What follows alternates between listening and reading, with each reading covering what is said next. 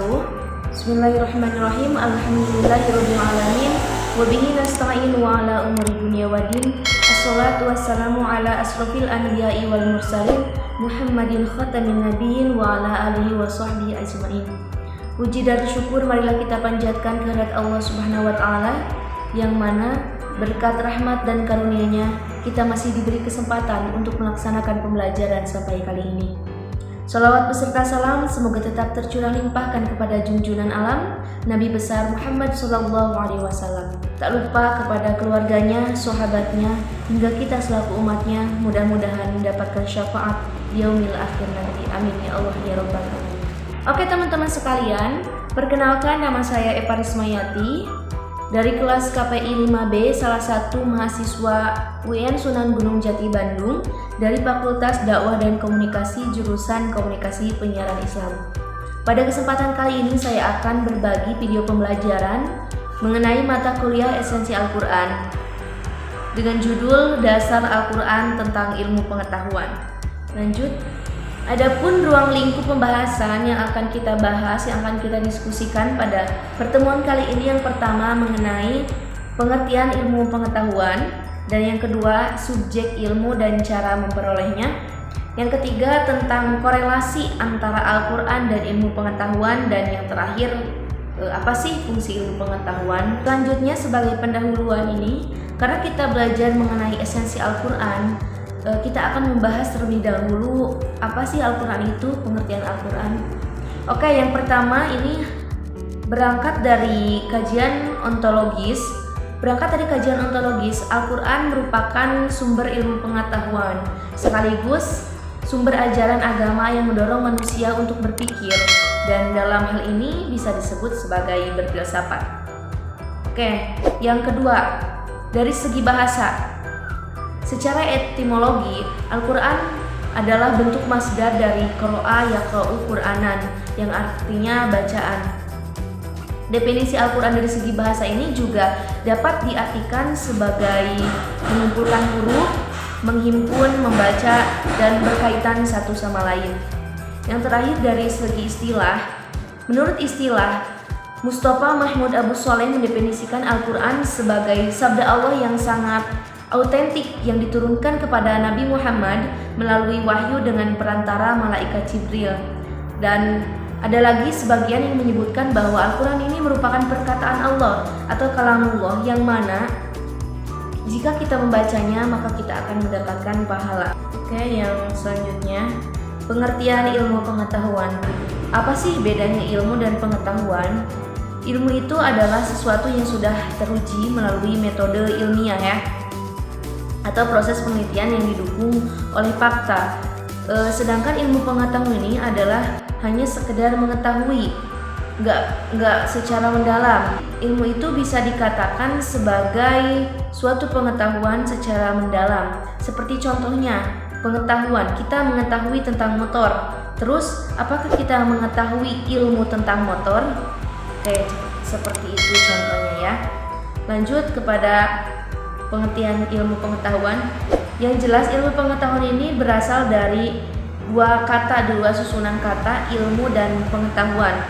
Ilmu yaitu berasal dari bahasa Arab alima ya'lamu ilman, mengetahui. Ilmu merupakan sebuah anugerah yang diberikan Allah Subhanahu wa taala. Ilmu ini berarti memahami, tadi alima ya'lamu ilman, memahami atau mengetahui, atau juga bisa dikatakan sebagai mengerti. Definisi ilmu ini adalah pengetahuan yang meliputi kebenaran umum dari operasi hukum umum, terutama yang diperoleh dan diuji melalui metode ilmiah dan yang berkaitan dengan dunia fisik. Kata ilmu ini dalam Al-Quran disebutkan kurang lebih sebanyak 854 kali dalam berbagai bentuk: pengetahuan atau ontologis, epistemologis, dan aksiologis. Jadi, dapat kita katakan bahwa ilmu pengetahuan adalah cabang pengetahuan atau studi yang berurusan dengan kumpulan fakta ataupun kebenaran yang disusun secara sistematis dan menunjukkan operasi hukum umum, misalnya ilmu matematika, ilmu fisika, ilmu biologi, ilmu filsafat, atau yang lainnya. Yang selanjutnya, istilah ilmu dalam ilmu mantik. Dilihat dari ilmu mantik, pembagian ilmu ini ada dua. Yang pertama itu tasawur. Tasawur itu artinya idrakus syai' ma'adamil hukmi alaihi, mengetahui sesuatu tanpa ada hukum di dalamnya. Sedangkan tasdik, idrakus syai' ma'a hukmi alaihi, atau juga disebut sebagai kalimatu yahtamilu as-shadaq awil kadzab, kalimat yang di dalamnya mengandung kebenaran ataupun kebohongan. Adapun yang kedua, subjek ilmu dan cara memperolehnya. Kita dapat mengetahui bahwa ada beberapa sumber pengetahuan bagaimana cara kita mengetahui sesuatu. Yang pertama melalui panca indera atau al-ihsas, yang kedua imajinasi atau al-khayal, dan yang ketiga akal dan hati.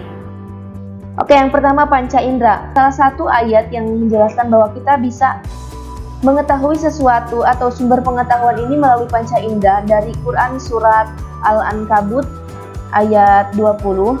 Ayat yang lain ada dalam Quran surat Yunus ayat 101 dan Quran surat Al-Maidah ayat 31. Ini menjelaskan kisah Qabil yang mana cara mengubur mayat dengan perantaran burung gagak. Yang selanjutnya ada Quran surat Al-Alaq.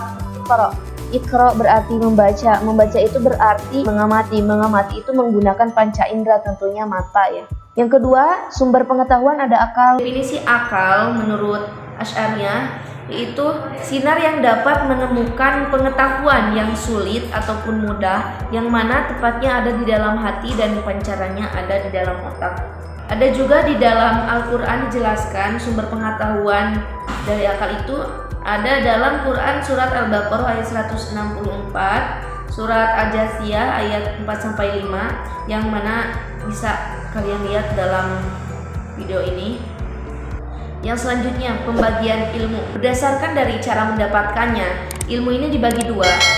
Ada ilmu laduni. Ilmu laduni ini bisa dikatakan sebagai ilmu tanpa usaha, bukan dari hasil pemikiran, diterima langsung melalui ilham, iluminasi atau inspirasi dari Tuhan. Ini terdapat dalam Quran surat Al-Kahfi ayat 60. Wa idz qala Musa li fatahu la abruha hatta ablugha majma'al bahraini aw amdiyahu quba. Cerita Nabi Khidir dan Nabi Musa, yang mana Nabi Khidir ini diberikan ilmu laduni oleh Allah Subhanahu wa taala. Dia bisa menerawang apa yang akan terjadi di kemudian hari, yang mana hal itu tidak diketahui oleh Nabi Musa. Terus ada ilmu kasbi. Kasbi ini tentunya melalui usaha, melalui sebuah proses ya, seperti kita sekarang sedang belajar esensi Al-Quran. Bagaimana kita bisa mendapatkan ilmu esensi Al-Quran ini melalui usaha. Dan berdasarkan cara memahaminya ada dua juga. Yang pertama ilmu daruri dan ilmu nadori. Ilmu daruri ini diperoleh secara cepat tanpa adanya penyelidikan, sedangkan ilmu nadori ini melalui proses penyelidikan. Yang selanjutnya, korelasi antara Al-Quran dan ilmu pengetahuan. Oke. Ajaran Al-Quran, ajaran Islam yang pertama kali turun adalah ajaran membaca. Sudah dijelaskan tadi dalam Quran surat Al-Alaq, Iqra, bacalah. Yang mana kata membaca ini mengisyaratkan agar umat Islam membaca.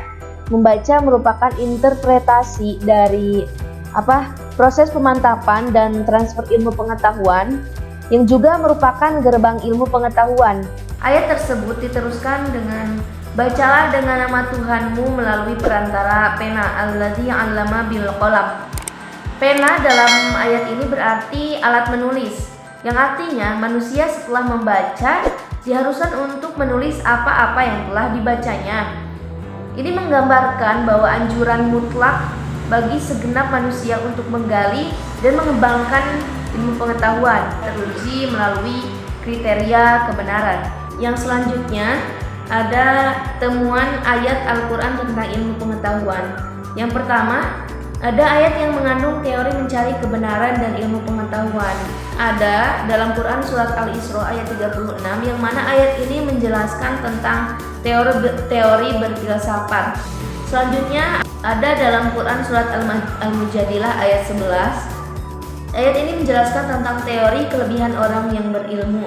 Selanjutnya, temuan ayat Al-Quran tentang ilmu fisika ada dalam Quran surat Al-Anbiya ayat 33. Ayat ini menjelaskan tentang teori orbit ya. Yang ketiga ada tentang ilmu biologi, terdapat dalam Quran surat Yasin ayat 80. Alladzi ja'alakum minasyajaril akhdari naran fa idza antum minhu tuqidun. Ayat ini menjelaskan tentang teori zat hijau daun klorofil. Oke, selanjutnya ada manfaat ilmu pengetahuan. Ada beberapa manfaat dari ilmu pengetahuan. Yang pertama adalah menyadari jati diri dan memahami berbagai kebaikan yang terkandung dalam ajaran syariat Islam.